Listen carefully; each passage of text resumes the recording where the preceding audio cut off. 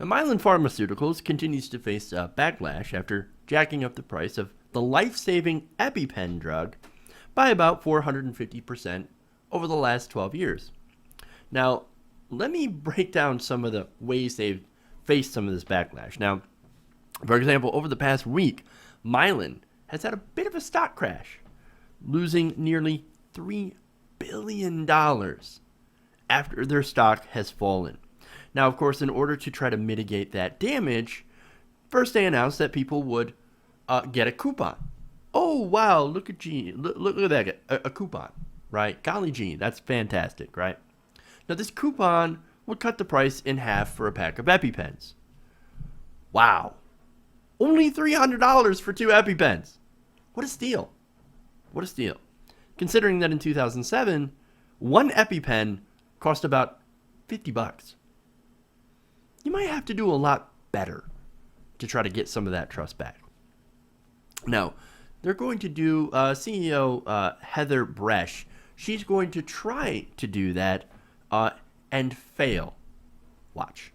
Help our audience, many of whom are parents themselves, understand how the price of a drug goes from $60, $75, $100 5 or 10 years ago to $600 today. How does that happen? So, Brian, look, first, as I put out today, just to try to help, because I know this is a complicated conversation around health care and insurance, that the $600 is a list price, that $608 is a list price. What Mylan takes from that, our net sales is $274, so $137 per pen. And against that, manufacturing the product, distributing the product, enhancing the product, investing. When we took over this product 8 years ago, there was very, very little awareness. We have doubled the lives of patients that are carrying an EpiPen. We have passed legislation in 48 states to allow undesignated EpiPens to be in schools. And what that means, there have been unfortunate, tragic events, like a 7-year-old in Virginia who died on the schoolyard because the school had EpiPens, but not in her name. So we fought. That takes time and resources to get out there and make sure that people are aware of the issues and that people understand that EpiPens need to be everywhere. I said it's just like a defibrillator. When you are having a severe allergic reaction, you need EpiPen in seconds. Okay. So she tries to compare it to a defibrillator, right? Except a defibrillator doesn't cost $600 and it doesn't expire after a year. But basically her argument is, hey, look, my product's got to be everywhere, right? And if it's everywhere, I just happen to make a lot of money from that.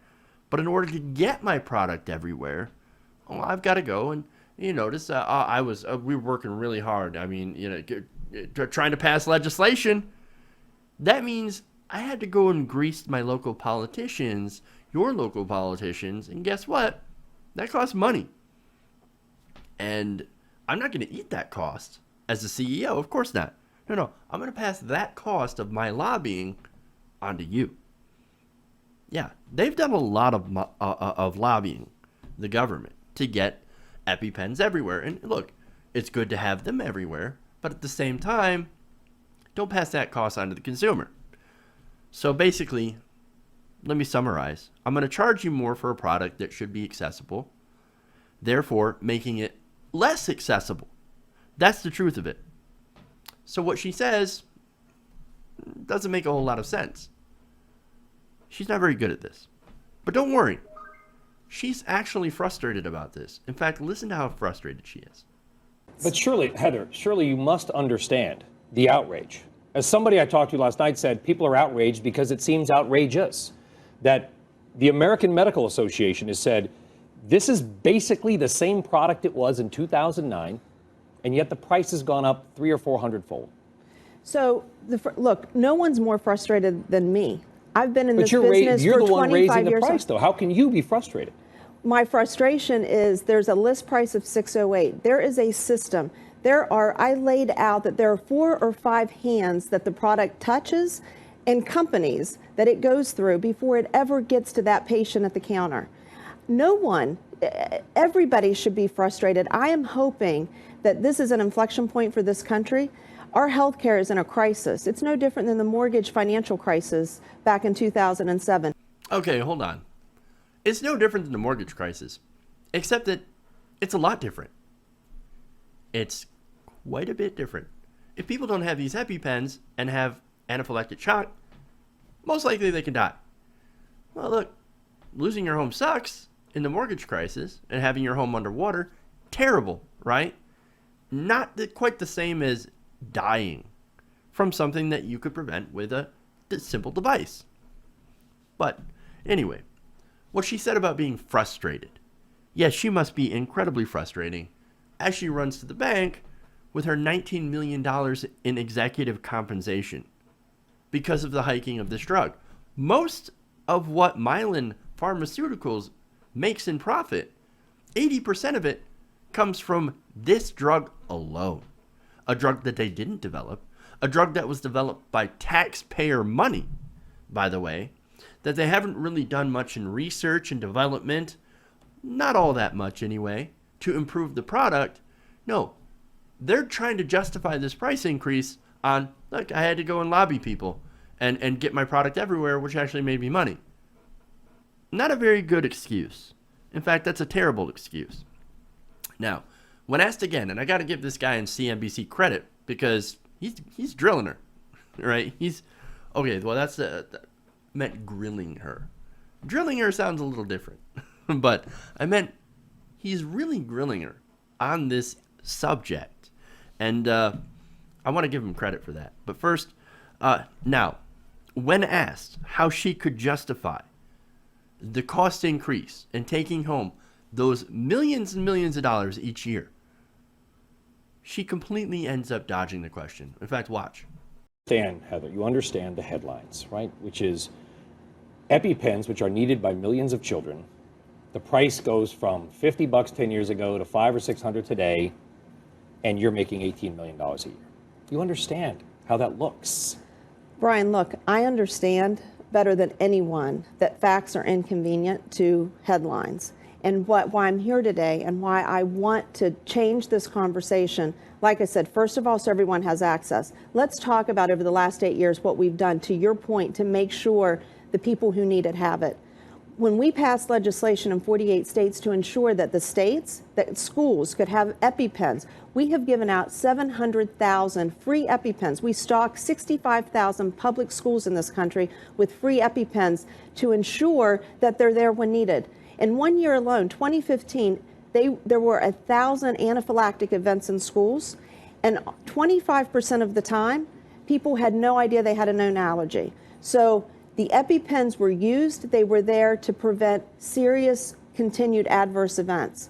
So nobody wants them everywhere more than I do. We're now passing legislation, 30 states to have them in restaurants, hotels, because like I said, they need to be everywhere, because when you need them, seconds count.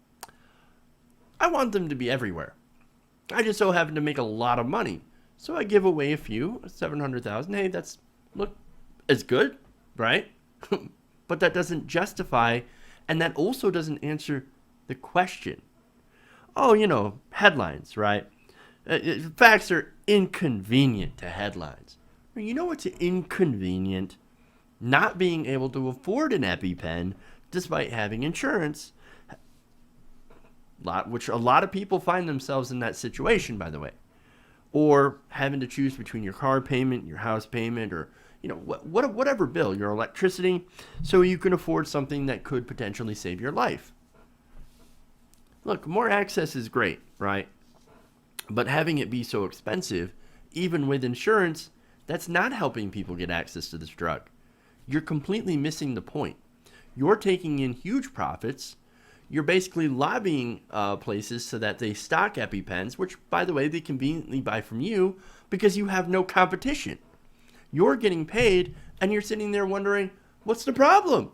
What? I'm just increasing access to a life-saving drug, but I'm also jacking up the price and making a tiny little profit in the meantime. She doesn't see what's wrong with that, and that's the problem here. And look, I'm giving a lot of shit to Mylan, right? But Martin Shkreli did the same thing with Daraprim. In fact, I'll go as far as to say that this is the new business model in the pharmaceutical industry, and not even the new one. It's just that we found out. So you can't really be angry at one company who's just playing by the system, you've got to get angry at the system. Why? Because it's incredibly broken and it needs to be fixed. Look, we need a system of healthcare that can stand up to these companies and negotiate on behalf of the people in order to get the best price on these kinds of drugs, to ensure that everyone has access to these kinds of drugs, whether or not they're rich or especially if they're poor. Because right now, these price hikes, they're unjustifiable. I've heard nothing from the CEO to justify this price hike. Nothing. Okay? And look, this kind of hike seems to only happen in America. You know why? Because it's the norm here. But when you look at other countries, they don't have this issue. They don't have this problem. I have viewers that are tweeting me, a Canadian viewer, for example, tweeting me and said, like, yeah, I tried to buy an EpiPen, $50 up in Canada. Why is it $300 for a single one here, but $50 up there? It's because their government will negotiate with these drug manufacturers and say, hey, man, we're not going to do business with you unless you lower your price. The system is broken, man. The system's broken. The reason that Canada can do this, the UK can get all these lower, priced drugs is, well, first they have access to generics, something that we don't have as much because of patent laws here in America, as well as being able to stand up to these drug companies. And look, we need a government and a system and a healthcare system that's willing to stand up to these pharmaceutical companies instead of taking their money through lobbying and letting them gouge the consumer. That's what we're advocating for. We need a better system. Getting mad at Mylan Pharmaceuticals, Turing Pharmaceuticals, and all the other ones, the place that's jacking up diabetic medicine, insulin, that's in the news now. You can't get mad at these companies without getting angry at the system. They're playing this system because they can, because they're allowed to. Let's take that away. Let's fix that system so they can't game it. Hey everybody, if you like this video, then please like this video and share. And if you want to see more like this, then please hit that subscribe button below.